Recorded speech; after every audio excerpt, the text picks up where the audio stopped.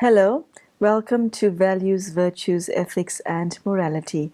I would like to introduce you to Sister Denise, who has been practicing Raja Yoga meditation with the Brahma Kumaris for over 40 years. Today's topic is called manipulation, and it fits into our theme because Sister Denise wants to explore how historically one has been manipulated into feeling and thinking and speaking the way we do. We ask you during this show to keep an open mind, to re-look at your own value system to see whether it works for you. The format of the show is called Socratic Dialogue, which means that I will be putting questions to Sister Denise in order to elicit a universal understanding of truth, and Sister Denise will also take us into her understanding of spiritual laws that govern human conduct. Sister Denise, thank you so much for joining us today, and a very, very warm welcome to today's show. Thank you. How has being manipulated affected human conduct over the past few centuries that has brought us to the point where we are here today? And what is I find scary about manipulation is the manipulee does not know that they're being manipulated, and that makes me uncomfortable about it. Take the question of politeness.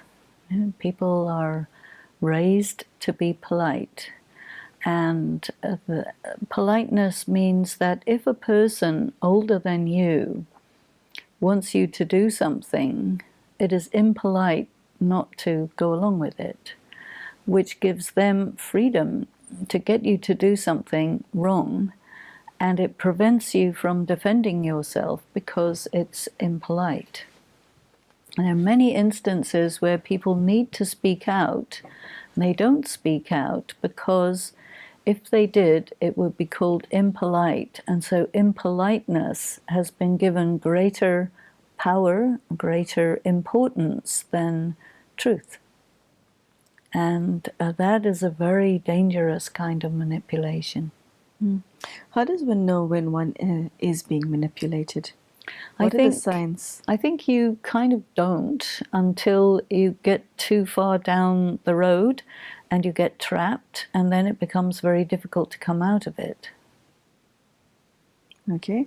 So what happens is your conscience says, wait a minute, what's going on here is wrong, and then your training of being polite says, oh, well, this is a very important person, therefore I can't say anything. This is a celebrity. This is a, person of substance. This is a doctor. You have to give a lot of respect and regard to people in these positions because they are considered right, by definition. So therefore the manipulee starts to doubt themselves.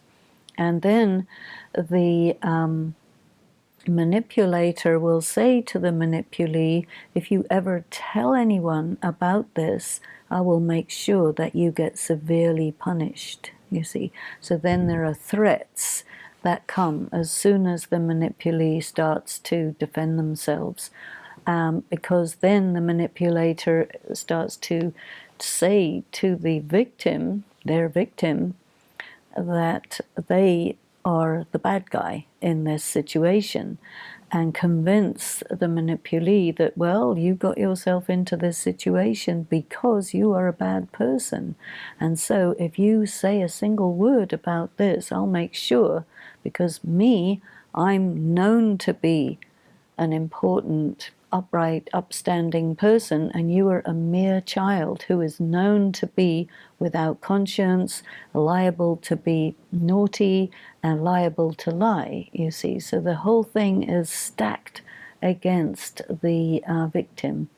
And that is very much part of conventional morality. Okay. What is the karmic consequence for the manipulator in that scenario? I would say that sooner or later they will make a mistake, they will get found out. I had a very interesting situation once. There was a manipulator who was absolutely brilliant, covered their tracks totally.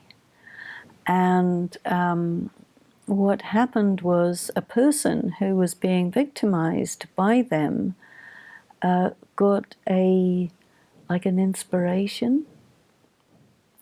Possibly we could even say a divine touching in their mind, and they heard this kind of inner voice in which they were told, go and speak to so-and-so. And this voice came to them a few times, and they didn't even know that particular so-and-so. So they had to find out, and then how to make contact with them, and eventually wrote a letter to them, and the whole thing blew wide open, you see. So this, if that hadn't happened, it would have carried on indefinitely, you see. But I think it's a sort of a karmic consequence that you can continue only up to a certain point, and then the something will kick in where it collapses. Because I think that there's a spiritual law which says that you cannot obtain unlimited power over someone by the use of force, by the use of aggression, by the use of inflicting harm, you see. And so a point comes where it just falls apart. And I think we've seen this time and time and again in history, where individuals decided that they could attain military superiority over the whole world. You have the example of Alexander, Julius Caesar, Hitler, so many individuals who, when they almost got there, everything collapsed. And this is actually described as a spiritual law. So somebody has been manipulated for a day, a month, a year, and that situation has now come to an end externally, and yet they are left inside with feelings of, you'll take us through it, okay? What I want to know is, when somebody is in such a position where they feel disempowered and disenfranchised, how do they act to protect themselves? Well, first of all, it's not going to be manipulated for a day, a month, a year.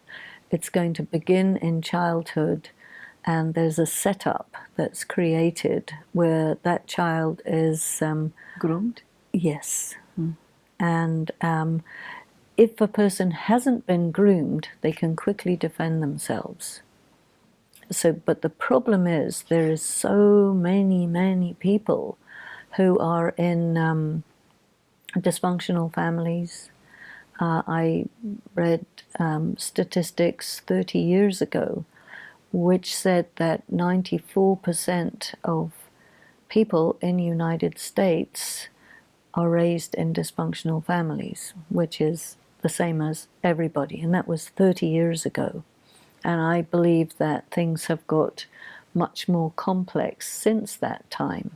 And so I think we're dealing with something really pandemic. But yet there are going to be a few individuals here and there who have the fortune, and you can also say the good karma, to be born into families who take care of them in a very good way. So they remain these lights in that big darkness, and then they are able to articulate and point to the problem. But it's a small minority. That is the difficulty, and this is why what we're looking at is a new normal, where it's normal to be in a setup, to be manipulated, and so on and so forth. And there's an amount of manipulation that society in general sort of accepts that that's par for the course, you know. And then you get people who are either determined to be manipulators or manipulees, because there doesn't seem to be any way to be neither a manipulator nor a manipulee. Mm. Okay, so the second part of my question was, if somebody is a victim of a manipulator, what does it do to their spirit? Well, it compromises their ability to protect themselves. It will cut holes in their sense of self-respect. And so if a person in that situation really does have access to know how to build themselves spiritually, how to repair themselves, then they can do that. But unfortunately, it's not so many people who can and do that. But everyone who does that, they're a light. They're a role model. They're an example that it can be done. And so the more you do get people like that, the more it gives hope, and also the details of the way. If this person did it, then I can do it. So Denise, I once knew somebody who had developed ovarian cancer in her 40s. And as a result of it being such an incredibly traumatic experience, she had young children at the time. She said she had no other choice but to look inside and ask herself some important questions. And the one thing she realized about herself was that in her entire life, she could never bring herself to say no to anyone or anything. And as you speak, her face comes to mind, because she sounds to me to have been the victim of manipulation. Definitely, because you're trained. If you say no, that's bad. You know, you have to say yes, you have to comply, you have to conform. Non-conformists are bad. People who don't agree with the external moral authorities, they're marginalized. You're an outcast, you're criminalized, all of this, you see. So if you want to be considered a good person, you will go along with it, because you're told that, nice girls say yes, only bad people say no, you see. And so when she did this, then she would have realized that all of that was nothing other than grooming to be a cancer victim. And submissive. Yes. Yeah. Speaking of submissive, does being manipulated make you submissive? Oh, yes. And definitely. okay, and in that line, what else does it do to you? Apart from being Well, submissive? it makes you give away your power. Ah. You see? Okay. And then you're defenseless. You see? Because it teaches you that somebody who's in their own power, there's a bad person, And especially women are trained like this, because conventional morality emerged from a situation historically where there were problems between men and women. And so the solution was, the way we get around this is the men are always right and the women have to follow them, because the men are the husbands, so they take care. Women are fields into which seeds are planted and you get children, the fruits. Or women are blood, and out of blood you make children. Or, women are white. The marriage dress in Christianity is white. The marriage dress in Hinduism is red or green, indicating blood or a field. And so the women is always thought of as just a thing, you see, for a purpose. And so the denial of a woman as a person in her own right created this situation which over the period of thousands of years turned into something which is monstrous, because the original idea was a reaction to a problem figured out by someone who thought that was a good idea at the time, and everybody else thought so too, and it worked for a while as long as people were naturally powerful. But as time went on and the human spirits gradually lost their strength, and contrary to popular belief, people haven't been really evolving spiritually. They've been evolving militarily and technically and maybe financially, but not morally, you see. And so this is really an extreme situation that we're in, and because it's extreme, we're questioning everything. And that is reasonable.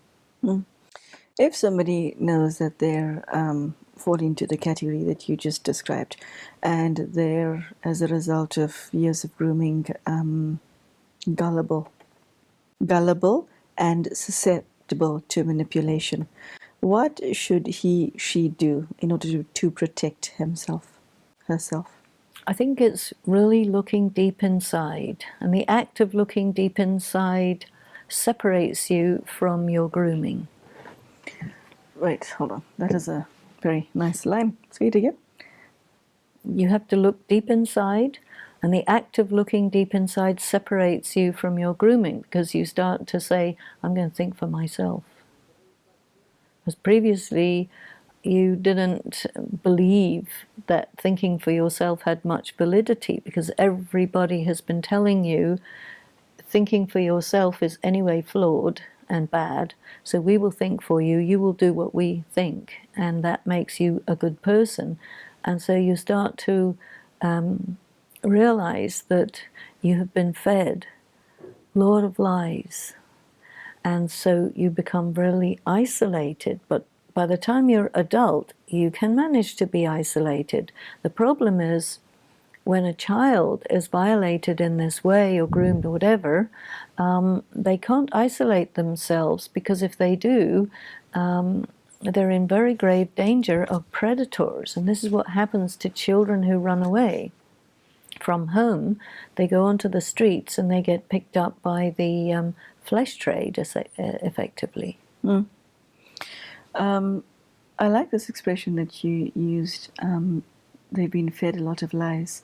If somebody has been fed lies day in and day out, year in and year out, and all those lies have imprinted on their memory, their neurons, etc., how does one then know what actual reality is, as opposed to the reality that you've always known?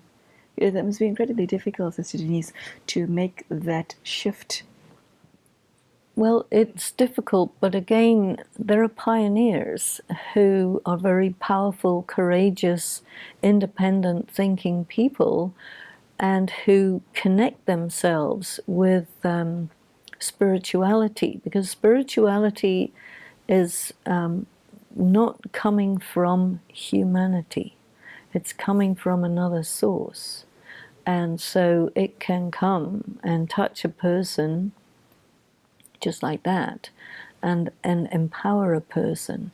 And I think that the source of spirituality is God, and that it is actually quite interesting that in India, the main scripture is the Bhagavad Gita, and in there's an interesting promise that God makes. And the promise is that whenever there is the extreme of irreligion and unrighteousness, I come and I destroy irreligion and I establish true religion. So that's a little statement that everybody's heard of who's ever been in that culture or read that book. But once it actually becomes the time for that, then things start moving independently of human agency, because God is not a human. It's You know, this word deus ex machina is outside of the system. An energy comes from outside and starts changing things around. And a few people who are sensitive to that, people who very deeply love God, will pick it up and will become part of that. And then they will become catalysts for change. And they will actually receive a great deal of power, guidance, insight, and so on from God in this process of shifting civilization from what I consider to be fundamentally materialistic based ethics and morality to pure spirituality, which is contained within the being known as God. And how specifically does one's relationship with God heal one from being a victim of manipulation? What is the processes? What is the healing that occurs? God is known in most traditions as the great healer. In India, there is this expression Vaidyanath, which is one of the descriptions of Shiva, Vaidyanath, the Lord of healing, you see. And the Ayurvedic system of healing, you take herbs which cause whatever is very deep rooted, the deep disease, to erupt, and then it comes out. So I think that looking at that, if a person just loves God, and if they do that, they will love humanity too. And their love that is natural to them, that is a divine gift, will make them see when things are really not right, and they will respond to that. The more they are going to get close to God, the more they're going to be receptive to God and take strength from God, and they will start to act as a catalyst acts to get things to happen more quickly. Okay. So, what I got from what you just said is even though somebody comes from a dark space of having been victimized and manipulated, they could use that as an impetus for their spiritual journey. Well, yes. Yeah, that's actually Definitely. kind of beautiful because that is turning it around, isn't it? Yes. Yeah. Okay. And there is this idea in spirituality, the power to transform. And if you just get a bit of spiritual power into yourself, your attitude towards your trauma is, well, I'm going to use this to my advantage instead of allow it to destroy me, because I have choice. Yeah. Once you start to assert your right to choice, you are empowering yourself. Are you then saying that even though somebody has been a victim of manipulation, has been gullible and submissive and weak their entire lives, they could use this as an impetus to start their spiritual journey? Because if they have enough motivation, can they walk You the see, path? as soon as a person sees that what happened to them is not because of who they are or what they are, but something somebody outside did, then they immediately change their sense of self, you see, and they immediately take their power back and say, okay, you know, basically, whoever you people are who tried to abuse me, from now on, you're rejected. Now I'm with myself. I'm going to take this situation and I'm going to turn it to my advantage because I can, and I will. And I will use this to enable me to really connect with my truth as a person. And I will use it to help me gather my strength, my virtues, my connection with God, and my independence from those who sought to bring me under their sway. This is a decision. Once a person makes that decision, they have broken the bondage to those people, and they are now their own person, do you see? Yes, I do. And how and where does God feature in all of this? I think God is with you. When a person is being badly treated, God is very kind and compassionate and will be present for those who are being badly treated. So the bad treatment is not punishment for some karma, but really some negative karma is being done to them. And the moment a person refers themselves to God, the force of God becomes available to them and gives them the ability to actually extract themselves from something which may require more than just their own strength. And there are many people who say, you know, I got power from God to do the thing that I could not do myself. Many people say that. So it has become something that you can, that is like you know that you can do. Sister Denise, thank you so much. I think that brings us to the end of this show. And I really want to thank you for sharing your incredible sense of strength and wisdom. And what I like about this episode is that Sister Denise has shared that although somebody starts off being on the back foot, one can heal, one can transform, and one can take power from the divine and make yourself whole again.